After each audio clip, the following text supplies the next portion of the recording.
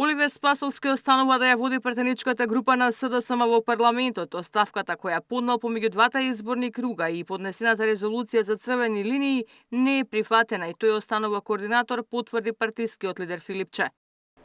Да, тоа се случи помеѓу двата изборни круга, меѓутоа причина за тоа беше едно недоразбирање од техничка природа, кое што го расчистивме во меѓувреме.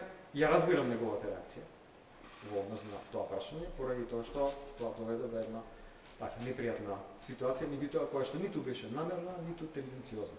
Како и да е, после разговорите и после расчистувањето на тоа недоразбирање, сепак Оливер Спасовски ќе остане координатор на партеничката група. До крајот на следната недела СДСМ ќе добие двајца нови подпредседатели. По оставката на професорката Ана Чупеска на извршниот одбор ќе биде разрешен и подпредседателот Методија Илиевски, потврди партискиот лидер Филипче.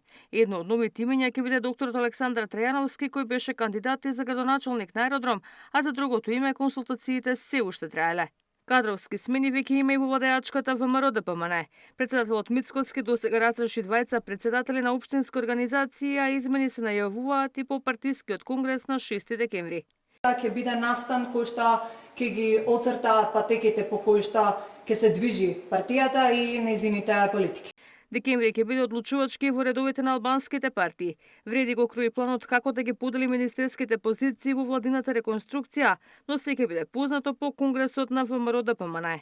Своите редови ќе ги освежува и ДУИ. По бројните турбуленции во албанската опозиција со заминувањето на Тачи и Села, Ахмети најави партиски конгрес на 20 декември како клучен за дефинирање на правецот во кој ќе се движат. Ивана Соколовиќ, Најдова, Сител телевизија.